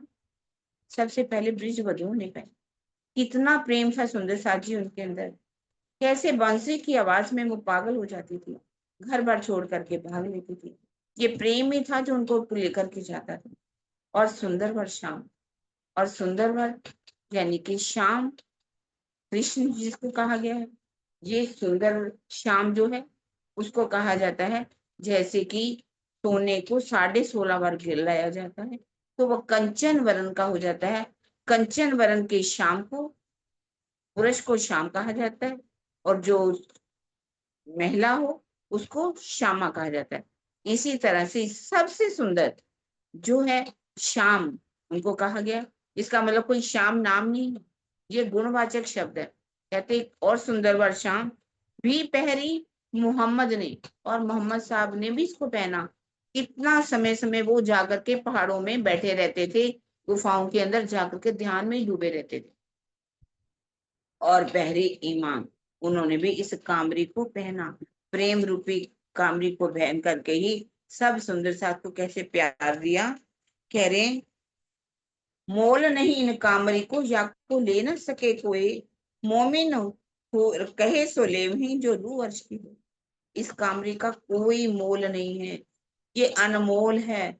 और इसको कौन पहन सकता है? जो परम धाम की जो ब्रह्म सृष्टि है, वो इस प्रेम के रास्ते पर चलेगी, दूसरा कोई भी नहीं चल सकता। रू अल्लाह पहरे अंदर हुई नहीं जाहिर, दुनिया हृदय आंधली, सो देखे नजर बाहिर। इस चौपाई में कहा रू अल्लाह पहरी अंदर हुई नहीं जाहिर, मतलब के कई कहते हैं कि देवचंद्र जी थे, उन्होंने तप किया, संन्यास मत वालों के पास गए, नवनाथ योगियों के पास गए, मुसलमानों के काजियों के पास गए, और देवियों के पास गए, मानने वालों के सबके पास गए। उन्होंने इसको कामरी को नहीं पहना, वो जाहिर नहीं हुई सबके सामने, क्योंकि दुनिया हृदय आंधली, दुनिया क्या है? हृदय की अंधी है। उन्होंने ये बात नहीं देखी कि जब वो संन्यास मत वालों के भी पास गए, कितना समय ध्यान लगाते थे, ध्यान के द्वारा ही ये हठ योग, भले ही उन्होंने उसको रास्ते को अपनाया, राजयोग वाला रास्ता अपनाया, जब नवनाथियों के पास गए तो वो ध्यान में ही डूबे रहते थे, ध्यान के द्वारा ही कभी मन को देखा, कभी चित्त को देखा, कभी बुद्धि को देखा, अहंकार को देखा, सबको देखा, लेकिन प्रेम जो था उनको आगे लेकर के गया। उन्होंने कहा ये मैं दर्शन नहीं करना चाहता, मैं उस परमात्मा का दर्शन करना चाहता हूँ जो मेरी आत्मा का प्रीतम है। अब दुनिया हृदय आंधली, देखे नजर बाहर। दुनिया तो हृदय की अंधी है। उन्होंने क्या देखा कि देवचंद्र जी क्या करते थे, पानी भरने जाते थे, यदि किसी की परछाई पड़ती थी पानी गिरा देते थे और फिर से पानी लेकर के आते। अपने हाथों से भोजन बनाते थे, अपने हाथों से गोबर फेरते थे, अंगीठी को जलाते थे, फिर भोजन स्वयं बनाते थे। उन्होंने अपनी सेवा किसी को नहीं दी, अपनी लीलबाई पत्नी को भी सेवा नहीं की। और यानी कि किसी की परछाई नहीं पड़नी चाहिए। इन बातों को तो सुंदर साथ ने सीख लिया, कर्म कांड को तो सीख लिया। हर जगह आपको कर्म कांड दिखाई देगा, जहां भी आप सुंदर साथ के भी, अरे हाथ नहीं लगना चाहिए, अरे परछाई नहीं पड़नी चाहिए, किसी की परछाई पड़ गई तो ये जो भोजन है वो खराब हो गया।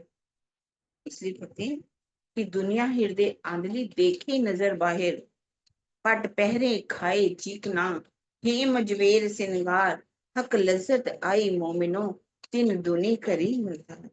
क्या कहते? पट पहरे, अच्छे अच्छे वस्त्र पहनते। मुकानदार जी भी जो थे बहुत से सुंदर सा थे, अच्छे अच्छे शाल शाले पहन करके चलते थे। उनकी जुल्फें इतनी बड़ी बड़ी थी, क्योंकि कथा का आजकल भी देखिए सभी क्या करते हैं, बड़ी बड़ी दाढ़ी रख लेते हैं, बड़े बड़े बाल बना करके रखते हैं, हाथ में मालाएं पकड़ लेते हैं। पट पैरे खाए चीकना, भोजन भी कैसा चाहिए उनको, चीकना, यानी कि पक्का भोजन, अच्छा सा पूड़ियां बनी होनी चाहिए, मालपूड़े बने होने चाहिए, हलवे बने होने चाहिए, खीर बनी होनी चाहिए, तब भोजन में मजा आता उनको।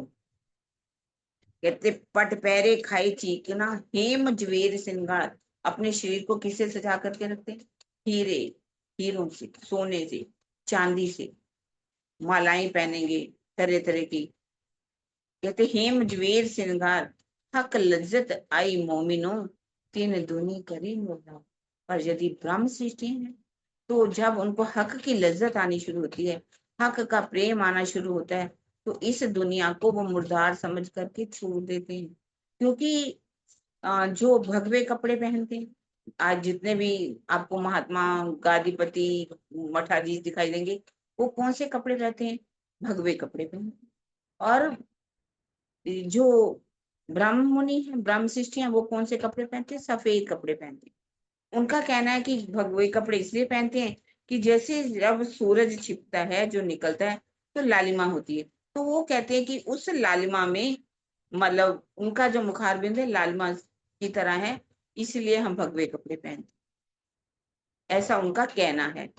लेकिन जो परम धाम के मोमिन है, उन वो सफेद कपड़े इसलिए पहनते हैं क्योंकि जितने भी दुनिया के रंग है, काला, नीला, पीला, लाल, जितने भी रंग है, वो किसके अंदर समा जाते हैं, सफेद रंग के अंदर समा। इसलिए वो सफेद कपड़े, जो कि एक शांति का प्रतीक, प्रेम का प्रतीक है, उसके अंदर दुनिया का कोई भी रंग, प्रेम का जब उनके अंदर रंग चढ़ जाता है, तो दुनिया का कोई भी रंग उन पर चढ़ता, ना नीला रंग चढ़ेगा, ना लाल चढ़ेगा, ना पीला चढ़ेगा, कोई भी रंग उनके ऊपर चढ़ता नहीं। इसलिए काला नहीं, कारी है, कारी, प्रेम रूपी कामरी, इसलिए कहते कि हमें तुम्हें प्यारी लगती। हमारे तालिमी ने लिखी अल्लाह कलाम, महमती कहे सब दुनी को प्यारी हो सी। हमारे पास क्या है, ये तारतम की वाणी, हमारे ताले में क्या लिखा है, ये वाणी है। बहुत से लोग सुंदर साथ तो आज कहीं भी प्रोग्रामों में चले जाइए, चर्चा होगी 10 मिनट की, 15 मिनट की, वाणी गायन होगा, नृत्य होगा, डीजे लगे होंगे, खूब नाचेंगे कूदेंगे, लेकिन चर्चा नाम का कुछ नहीं मिलेगा। लेकिन जहाँ परम धाम की ब्रह्म सृष्टियां हैं, वो चर्चा सुनती, कितने कितने घंटे की चर्चा, आप चलेंगे, आगे बढ़ेंगे हम, सेवा पूजा, सेवा अष्टपौध की सेवा में कितने समय से जी से बैठ जाते, 9 बजे से 12, 3, 2, 2:30, 3 तक बज जाते उस चर्चा को सुनते हैं। उनके किस्मत में, भाग्य में क्या है, उनके अंकुर में क्या है, अल्लाह का कलाम, तारतम वाणी है।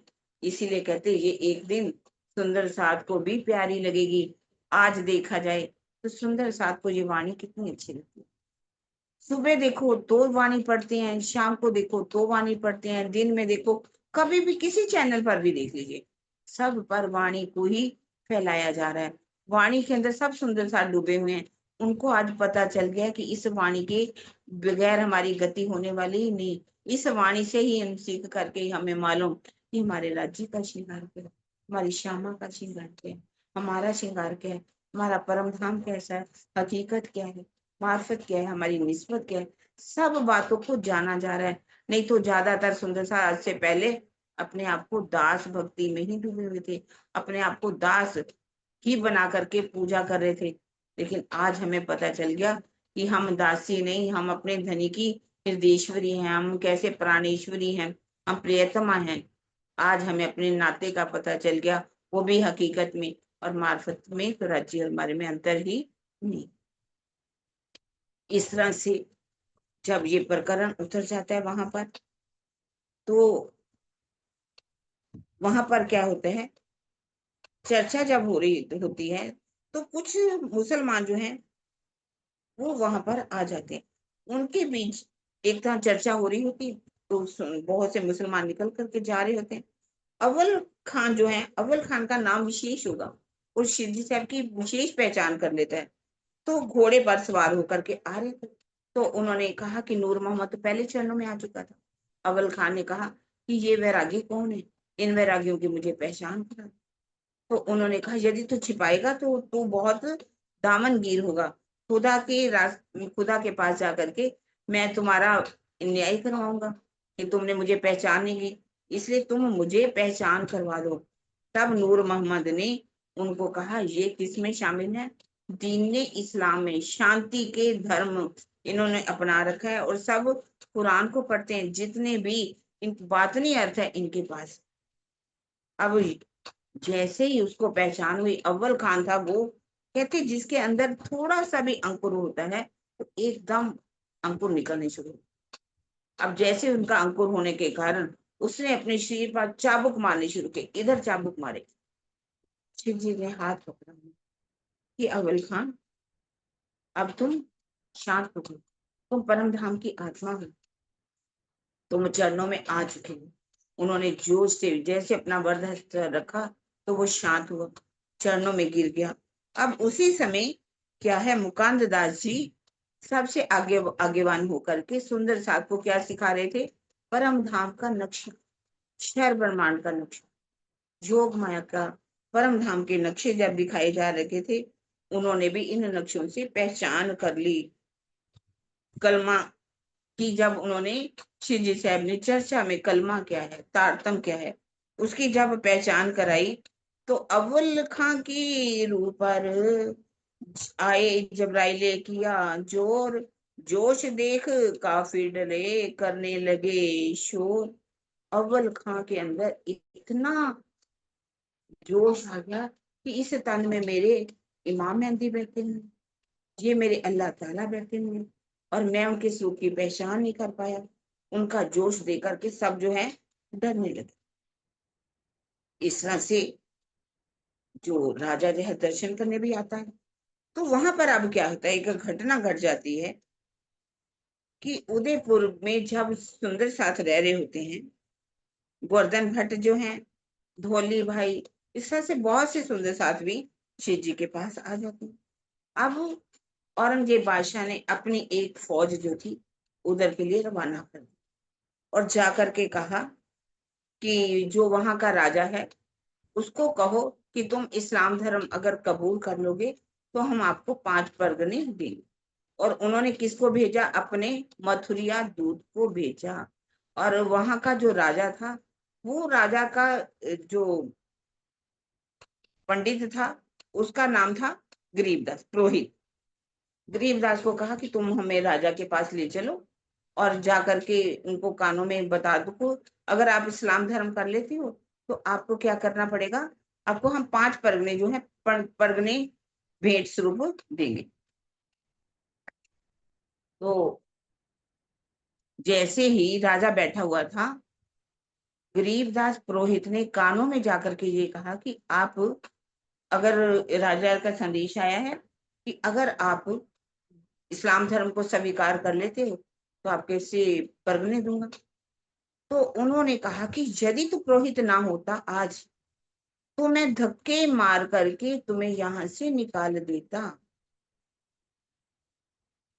तू दूध बन करके आया है, इसलिए तुम यहाँ से चले जाओ और जाकर के संदेश दे दो कि जो राजपूतों की तलवारें हैं युद्ध में आपका सामना करें।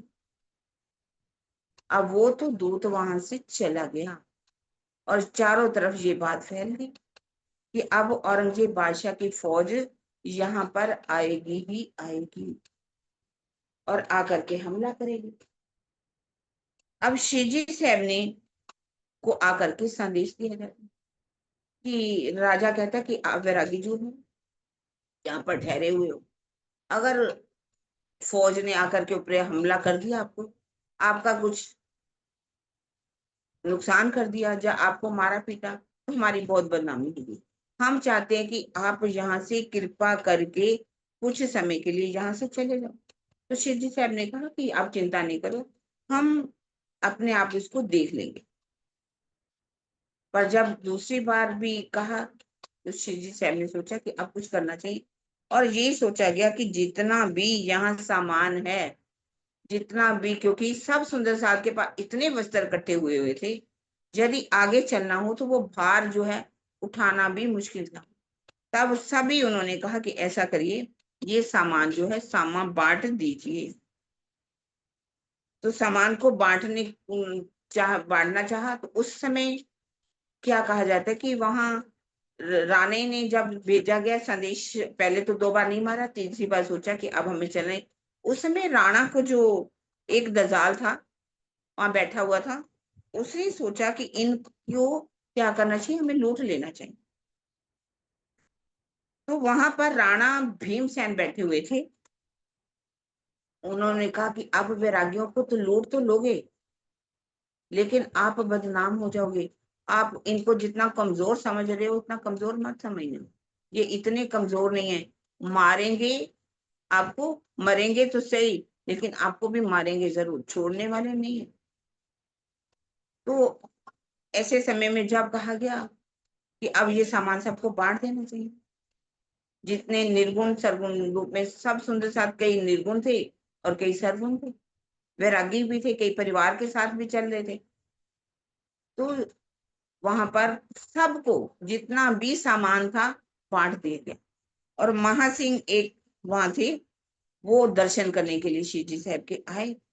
तो उन्होंने कहा कि इनको सिर से पांव तक जो है उनको वस्त्र दे दिए गए। 5 वस्त्र जो है उन्होंने उनको पूरी तरह से दिए। और भी जितने बड़े बड़े पासवान थे उनको भी उन्होंने वस्त्र जो है भेज दिए, और जो नहीं आए उनके घर तक भिजवा दिए गए, क्योंकि वहां बहुत सुंदर सा जागरण। सबको शिव जी साहब ने क्या कहा कि आप ऐसा कीजिए कि आप कोशिश कीजिए यहाँ का जो है छोड़ दीजिए। पर जिनके पास बहुत सामान हो, घर बार हो, परिवार हो, दुकानें हो, तो कैसे छोड़ सकते थे।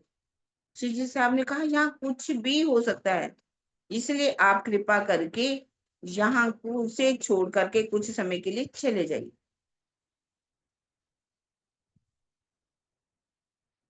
आगे चल के हम देखेंगे श्री जी साहब जब मंदसौर में पहुंचेंगे, तो यहाँ पर क्या है, औरंगजेब ने चारों तरफ से क्या किया, अपनी फौज को चारों तरफ से उदयपुर को घेर लिया। खाइयों में कहा जाता है आग लगा दी गई, ताकि कोई भी यहाँ से निकल ना पाए। और जब लड़ाई हुई, किसी का हाथ काटा, किसी का पांव काटा, किसी का कोई अंग कटा, किस तरह से बुरी हालत होती है। अब यहाँ से श्री साहब तो निकल जाते हैं। और जब सुंदर साहब को कहा, ये घटना जो है उस समय की भी है, जब शिवजी साहब सुंदर साथ के बीच में एक बार शेरपुर में रहते थे, और आगे पाकिस्तान में, जो उस समय पाकिस्तान ही था, ये तो पाकिस्तान बाद में बना, मिंट गुबरी, कमालिया जिसे कहा जाता है, जहां पर दयाराम साहब की समाधि भी बनी हुई, और बहुत सुंदर सा था बना। बड़े महाराज जी जो हम रतनदास महाराज जी वहां आए, शेर वाले महाराज जी सब सुंदर साथ के घरों में गए, सबको क्या कह रहे कि मैं यहाँ देख रहा हूँ कि यहाँ कुछ भी हो सकता है, आप ऐसा कीजिए, यहाँ छोड़िए और उधर चलिए शेरपुर की तरफ, जहां आप जाना चाहो चले जाना, पर आपको यहाँ छोड़ देना चाहिए। सबने बात को सुना तो सही, पर सबने उस बात को इग्नोर कर दिया। कहा महाराज जी देखो हमारा कितना कारोबार चल रहा है, यहाँ हमारी दुकानें हैं, जमीनें हैं, और वास्तव में सुंदर साहब के पास इतना सा था जायदाद कि कोई भी उसको छोड़ना नहीं चाहता। महाराज जी तो समझा समझू करके, कह करके भविष्यवाणी एक तरह उन्होंने कर ही दी, जो उन्होंने तो देख लिया था कि यहाँ कुछ होने वाला है। महाराज जी तो वापिस आ गए। लेकिन 1947 का समय आया, 15 अगस्त, जब वहां देश का विभाजन हो गया, और उधर का क्या बन गया, भारत, और इसको कहा गया पाकिस्तान। अब जो सुंदर साथ वहां रहने वाले थे, अब उनको कैसे भागना पड़ा सुंदर साथ जी। ये एक बहुत ही दुखदाई समय था उस समय सबके लिए। सब अपने अपने कैसे सामान लेकर के, अगर वो सामान भारी उठा लिया जाता तो उनको मालूम था कि हम भाग नहीं सकते। अगर थोड़ा खाली रहेंगे तो भागने में आसानी रहेगी, क्योंकि जिनके पास तो अपनी अपनी बैलगाड़ियां थी, उन्होंने अपनी बैलगाड़ियों के ऊपर सामान रख लिया, कुछ खाने का सामान रख लिया। सबके पास जरूरी तो नहीं थी बैलगाड़ियां थी, और किसी का घोड़ा गाड़ियां भी होंगी, ऐसा कुछ होंगी गाड़ी, पर सामान, अब बच्चे भी हैं, कैसे सब परिवार को लेकर के चले। जिसके पास जो सामान उठा सकते थे थोड़ा बहुत उठाया, पर ज्यादातर सुंदर साहब खाली हाथ चले। खाली हाथ कहते कि जब वो चल रहे थे, बच्चे भूखे थे, प्यास से व्याकुल थे, भूख लग रही थी बहुत सारे लोग बच्चों को, लेकिन कहाँ से, कई आटा लेकर के चले हुए थे, थोड़ा बहुत जहां भी जगह मिलती वो उस स्थान को थोड़ा धो लेते, लकड़ियां इकट्ठी करते, और वहां पानी लेकर के आटा गूंदते, आटा गूंद करके जैसी रोटी बनती खा लेते।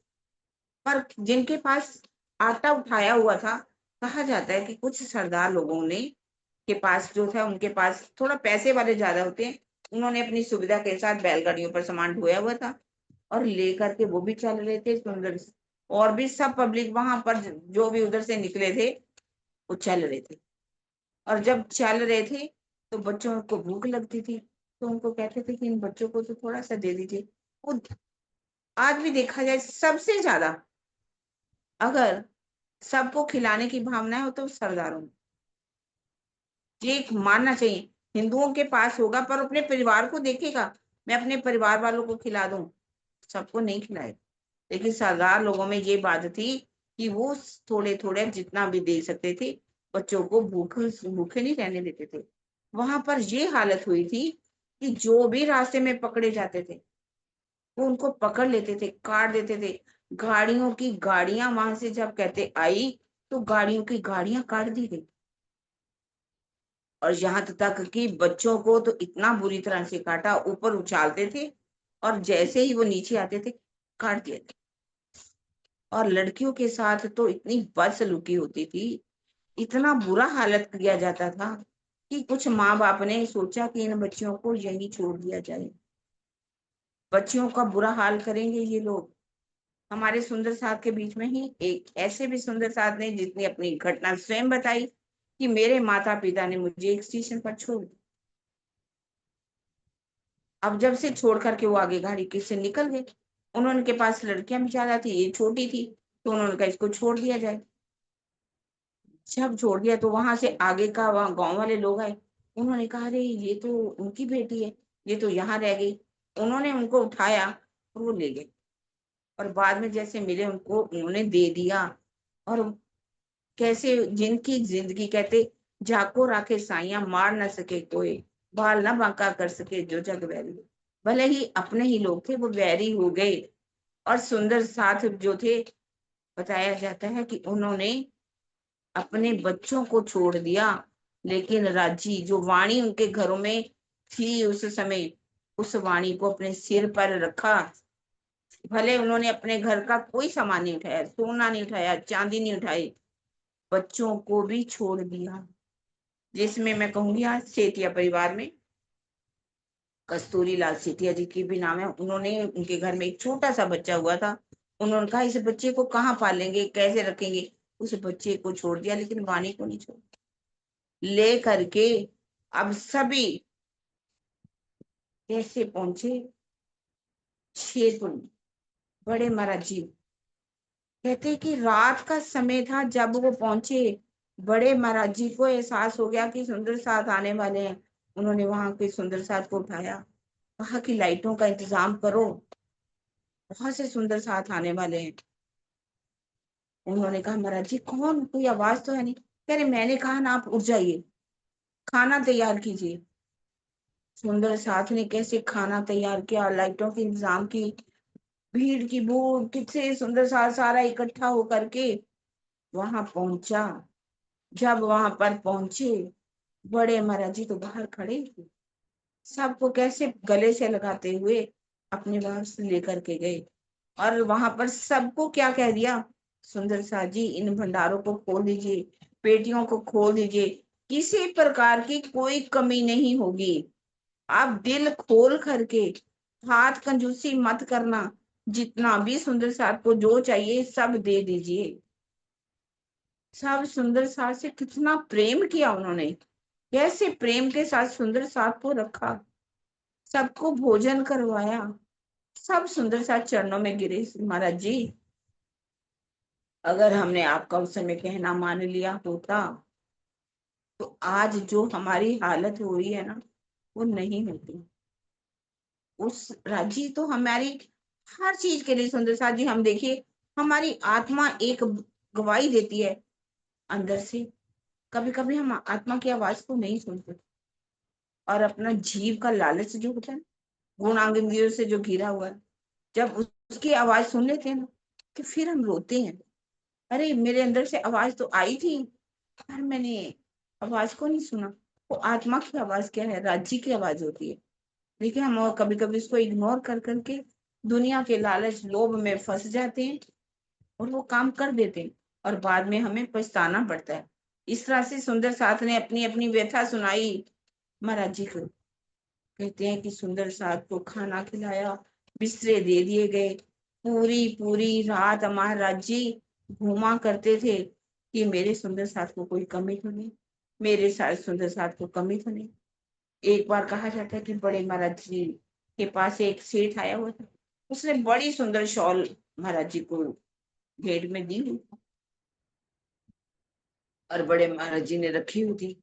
अब जैसे वहां पर कोई लेटा हुआ था सुंदर सा, उसके पास शॉल नहीं थी, उन्होंने देखा महाराज जी ने वो वाली जो शॉल उनको दी थी वो ला करके उसे सुंदर साथ के ऊपर, महात्मा था वो, उसके ऊपर उड़ा दी।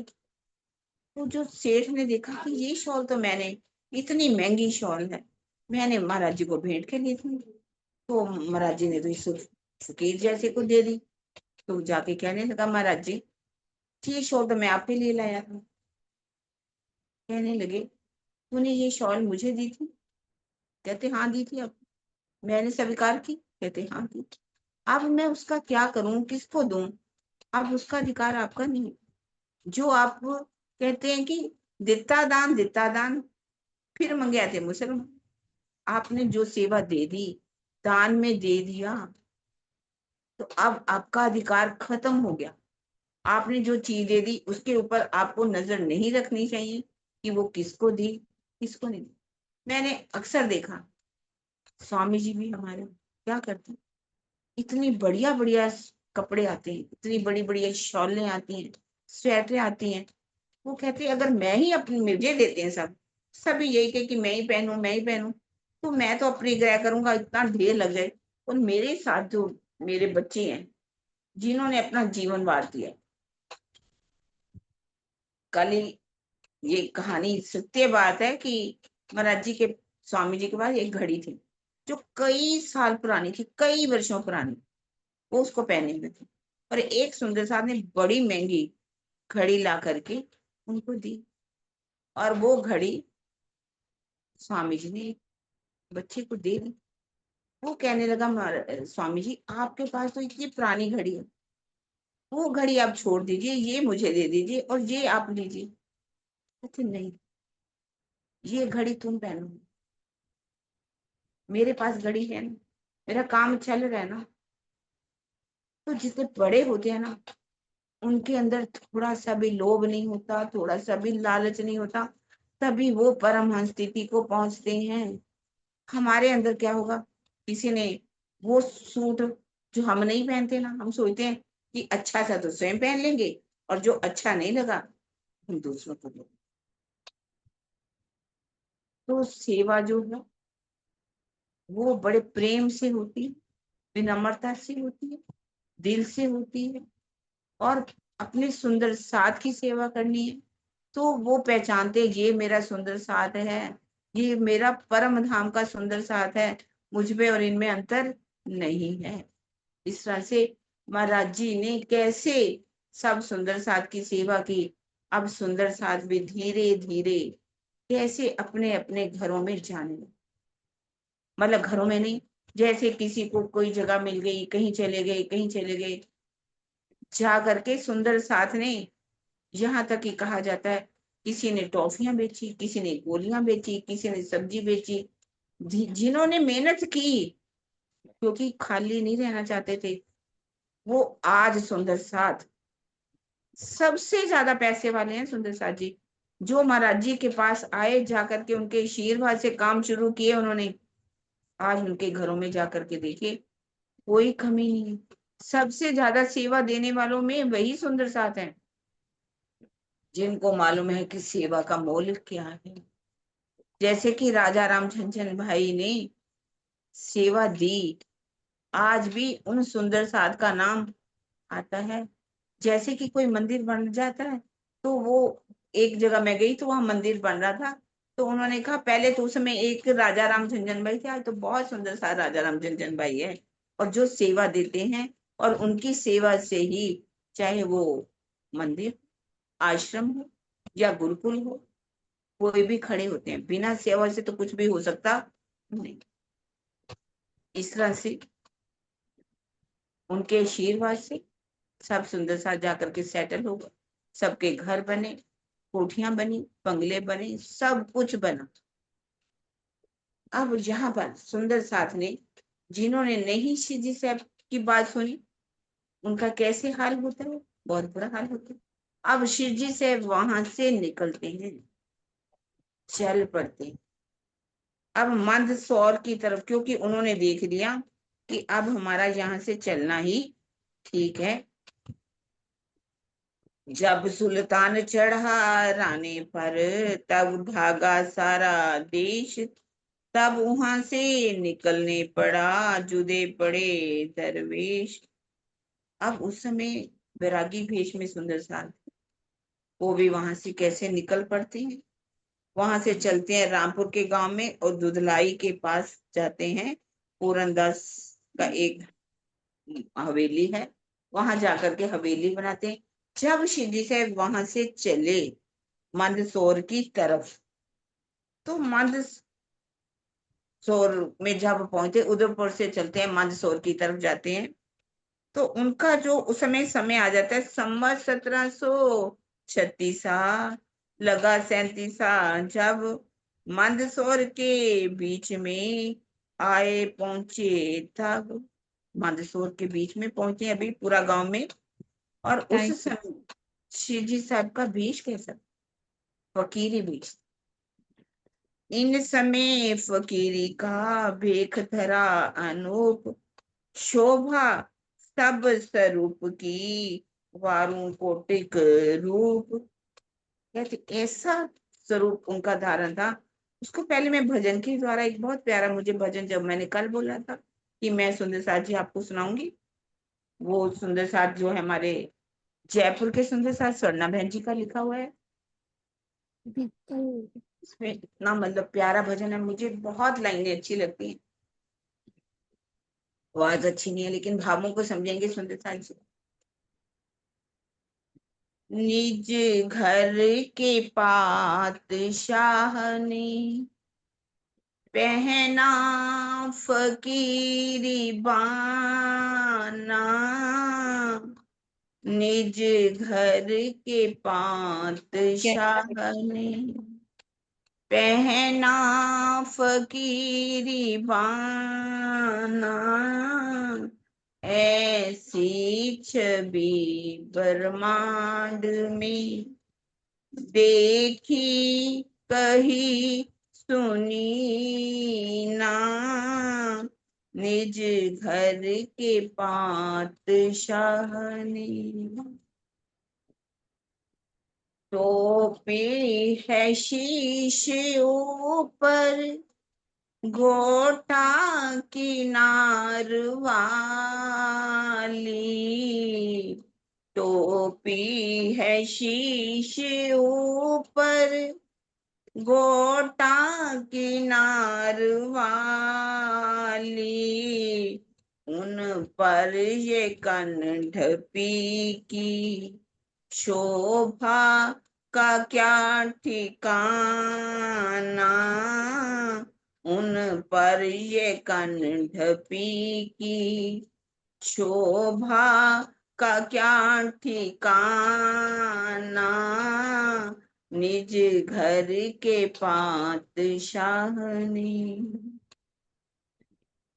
दो रेखा बीच चंदन, मस्तक तिलक सुहाना, दो रेखा बीच चंदन, मस्तक तिलक सुहाना, कानन में पहने बाले, कानन में पहने बाले, सोहे हाथ में सुमरना, निज घर के पातशाह ने।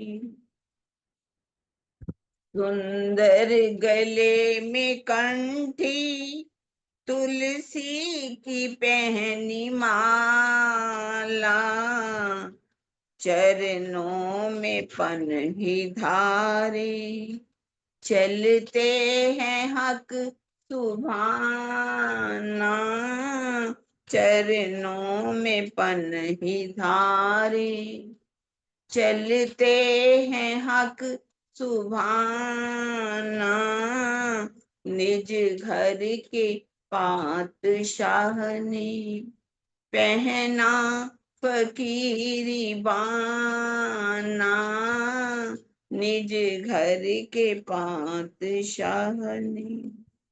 श्री बाई जुराज जी का निर्गुण स्वरूप प्यारा, श्री बाई जुराज जी का निर्गुण स्वरूप प्यारा, कोई कोट राज ऊपर, सब इस छवि पे वारा, कई कोट रूप सुंदर, सब इस छवि पे वारा, निज घर के पातशाह ने। पहना फकीरी बाना, निज घर के पातशाह ने। चौपाई भी है। घोटा शोभे सिर पर, ऊपर कंढपी, दोय पुर्त लोई, धागे भरी, ए पहनत है टोपी। शेठ जी का ऐसा फकीरी भेष था, उनके कहा निर्गर के पाचा, जिनके एक हुक्म से एक पल में करोड़ों श्रृंगार बदल जाते। आज वो कैसी छवि धारण की हुई है, फकीरी बाना धारण की हुई। हम सब सुंदर साध को सिखापन देने के लिए कि जागनी के राह में सुंदर साध जी, मैंने भी कैसे फकीरी वेश धारण किया। राजाओं महाराजाओं वाली मैंने जिंदगी नहीं पीछे, आगे हम चलेंगे ना, टुकड़े मांगेंगे, टुकड़ों पर भोजन करेंगे, टुकड़ों का। कैसे कह रहे हैं, पहले गोटा यानी कि एक कपड़ा बांधा जाता है और ऊपर कंढपी पहनी जाती है, टोपी जिसे कहा गया, उसके ऊपर टोपी पहनते हैं। और ऊपर क्या है, दो, जैसे दो तरह की एक लोई है, दोनों तरफ दोनों परत जिसकी होती है, एक तरफ एक रंग, दूसरी तरफ एक रंग, इस तरह से जिसमें सर्दी नहीं लगती, इस तरह से उन्होंने ऊपर जो है लोई भी जो है धारण कर रखी है।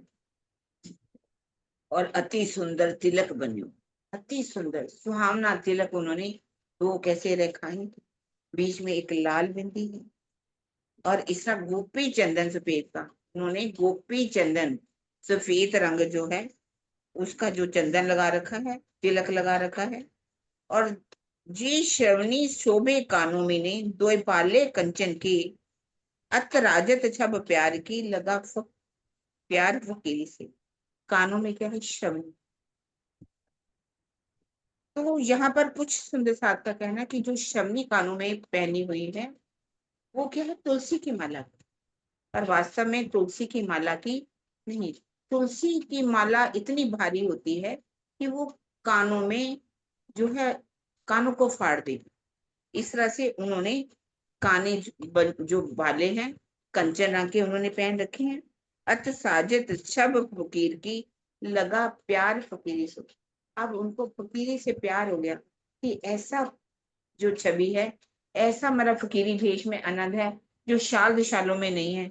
इस तरह से फिर पहने कंठी तुलसी की, हाँ तुलसी की उन्होंने कंठी पहन रखी है और बड़ी माला चार चार मालाएं धारण की है। अति शोभत अंग मेखली, एक लंबा चोला जो है शरीर के ऊपर धारण कर रखा है। लोई धागे भरी समात, और उसके ऊपर धागों की बनी हुई उन्होंने चादर भी ओढ़ रखी है। और ऐसा श्रृंगार जब किया जाता है उसके ऊपर वो क्या पहन लेते हैं, गोदड़ी। गोदड़ी भी धारण करते हैं। गोदड़ी जो है ऐसी होती है जो छोटे छोटे छोटे छोटे कपड़े जो है उनको जोड़ करके गोदड़ी बनाई जाती है। अब ये जो उन्होंने श्रृंगार जो है फकीरी वेश धारण किया है, ये एक पंथ का नहीं, सभी पंथों को मिला करके उन्होंने फकीरी वेश धारण किया। जैसे कंढपी जो है, कंढपी उन्होंने पहनी, पहले गोटा कपड़ा बांधा, उसके ऊपर कंढपी पहनी जो कान तक ढक जाती है। ये कबीर पंथी वाले जो है वो धारण करते हैं। इस तरह से उन्होंने तिलक जो लगाया है, गले में कांठी है और चार मालाएं भी जो उन्होंने धारण की है। ये कौन संप्रदाय वाले करते हैं, वैष्णव संप्रदाय, जो हमने पढ़ा है वैष्णव संप्रदाय वाले धारण करते। कानों में शवनी भी। और ये कौन से हैं संप्रदाय, कौन सा है, नाथा संप्रदाय। नाथ संप्रदाय वाले जैसे कि ये योगी जो है नाथ संप्रदाय वाले हैं वो धारण करते हैं। सिर भी उन्होंने मुंडवाया हुआ है। ये 10 नाम सन्यासी जो है, 10 नाम सन्यासी पढ़ा था हमने, तीर्थ आश्रम वानर अन्य इत्यादि वाले, ये इनकी परंपरा में आता है सिर मुंडवाना। और उन्होंने गुदड़ी भी धारण की। गुदड़ी कौन कौन धारण करते हैं, गोरखनाथ के जो अनुयायी हैं वो इस गोदड़ी को धारण करते हैं। कबीर पंथ वाले भी हैं इसमें, और क्या है, नाथपंथी वाले जो हैं गोरखनाथ जी को बनते। इसके लिए बड़ी अच्छी एक बात है कि नाथपंथी कौन है और कबीर पंथी कौन है, नाथपंथी गोरखनाथ वाले कौन है। आप देखते हैं कि गोरखनाथ वाले जो हैं वो गोरखपुर जो बसा हुआ है ना सुंदर साथ जी, वो इन्हीं के नाम से, गोरखनाथ जी के नाम से ही बसा हुआ। दीदी गोरखनाथ जी को, हाँ टाइम हो गया। अच्छा, मैंने पता नहीं, मेरे ध्यान में क्यों। कोई बात चलो सुनिए, कोई बात नहीं, तो इसकी हम कल करेंगे। समय मेरे ख्याल 10 मिनट ज्यादा हो गया, 6 बजे मैं भूल ही गई।